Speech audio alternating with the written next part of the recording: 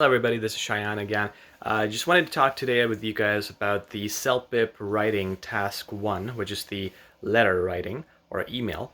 Wanted to give you guys some strategies, a little template that you can follow in every writing task for CELPIP task 1. Okay, so we have two types of emails, the informal and the formal one, right? So there is a template you can follow, but before that template, let's talk about the structure. So in the structure, if it's in an informal letter, make sure you start with dear and the name of the friend. Okay? Avoid Mr., Miss, or anything because it's informal. So just the name of the friend would do. The first name is fine. Dear Bob, Sarah, that's it. Comma, put a comma there. And then you write your paragraphs. After that, when you finish, you can finish with best regards or best wishes, comma, and the next line with your first name. Okay, not the full name because it's an informal letter, so just the first name. All right, now in the paragraphs that you write in the middle, there should be 5 paragraphs in total. The reason we say 5 paragraphs is because there's an intro, there's a conclusion, and the 3 paragraphs in the middle are simply going to answer the 3 bullet points in the question. Okay, so 1 paragraph per bullet point. So you want to do the intro, body 1 on the first bullet, body 2 on the second bullet, body 3 on the third bullet, and the conclusion, which is the final greeting. We can do it in a number of ways. You don't need to do 5 paragraphs, you can do 3. You can do intro, conclusion, and all 3 bullet points into 1 paragraph, or all 3 bullet points into 2 body paragraphs. It's your decision. However, I have heard multiple things from examiners. So some people say, you should divide each and every bullet point. Some people say mix them up and so on. So it just depends on the examiner. What I would say from experience is it's not risky and it would definitely make sense to put everything separately. That way it's structured. And usually in English language, when you are starting a new paragraph, you're starting a new idea. So each bullet point presents a new idea. Hence, it makes sense to make a separate paragraph for it. So I recommend putting 5 paragraphs. It would be the least risky thing you would do. Okay. Now, in the formal letter, it's the same thing. You have your intro, you have your conclusion, 3 paragraphs answering the 3 bullet points in the question. There in the starting, you can start with dear sir / ma'am or madam, comma, if you don't know the name of the person. If you do know the name or you want to make up a name, you can say dear Mr. Rockwell, dear Miss Rockwell, whatever, or Mrs. if you want to put that. Try to be more personal. In CELPIP, I've noticed examiners like it if you're more personal, so taking name is important. Just put Mr. or Miss in front of it, or Sir or Madam, but don't say dear Mr. Manager or dear General Manager. I feel like, again, CELPIP never reveals their true marking schemes, but what I have understood is they like it if we're more personal and more realistic. Therefore, select a name. If it's not given in the question, make up a name.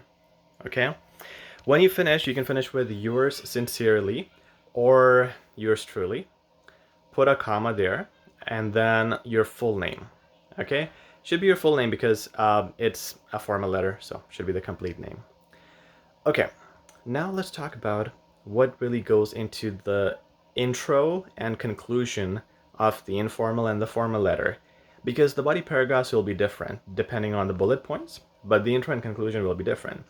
So in the intro of the informal letter, again, you can pause the video and write it down if you need to. You can always copy paste this template. You can start with, hopefully you and your family are doing well, full stop. My apologies for not being in touch, comma, but I'm making up for it via this letter. Semicolon, at least I hope so. Exclamation mark. Okay, this is something which has complex vocabulary, hopefully, and some complex words. It has a semicolon, it has an exclamation mark, it has a comma, and a full stop. So it gives you a range of vocab. All right? If I'm going too fast again, please pause, but I gotta respect the time of the video here, so I'm gonna be a little fast here. Once again, you can email me after this. I'm gonna provide the link in the description and our website as well. There's a written template of it. I can simply send it to you guys for free. So just ask me about it in the comments section, or just send me an email or visit our website to ask. Okay, so that's a template for your informal letter or informal email introduction, the first paragraph. Now you have your body 1, 2, 3, and in your conclusion, you can use these words. You can say, what was it again?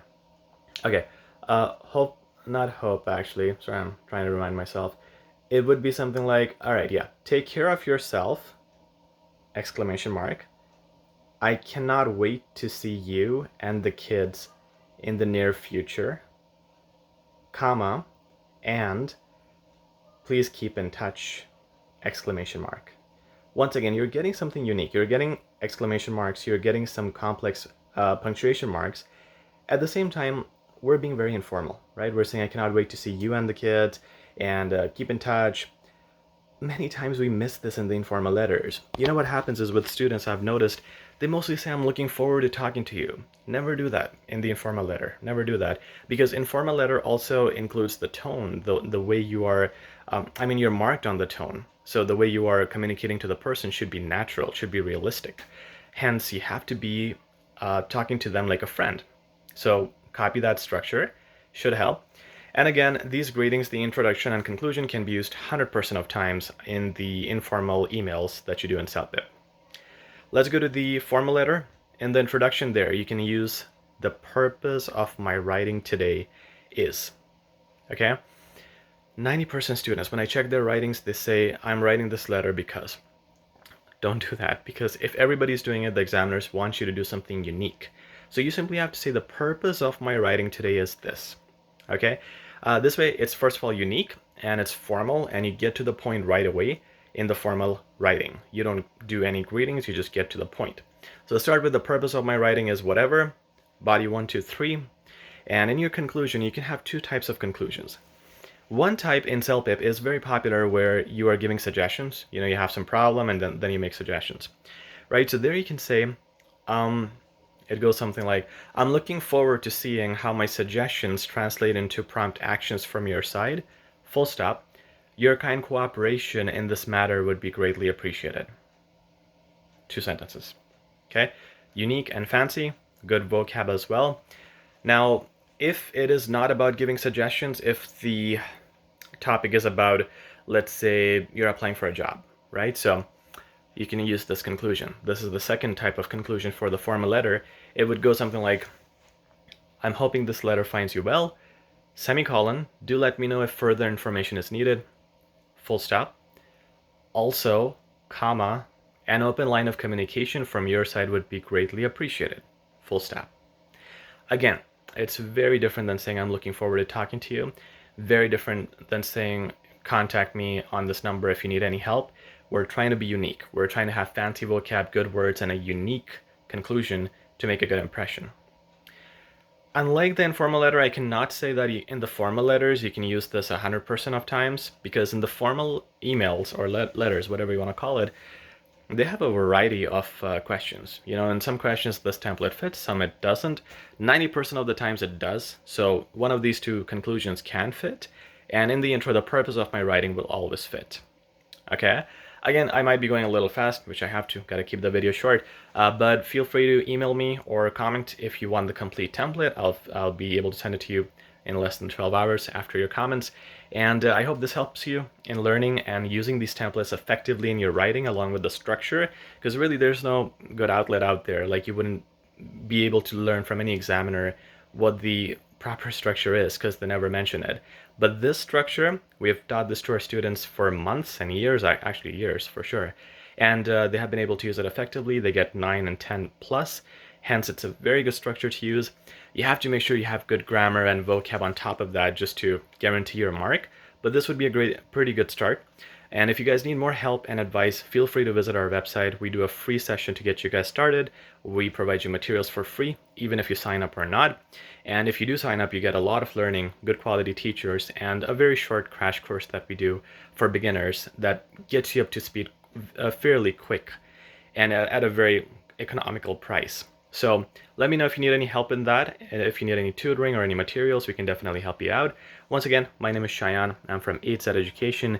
You can visit our website. The link is in the description below, www.HZadeducation.com. And I'll talk to you guys soon, probably next week with another video. Thank you. Take care.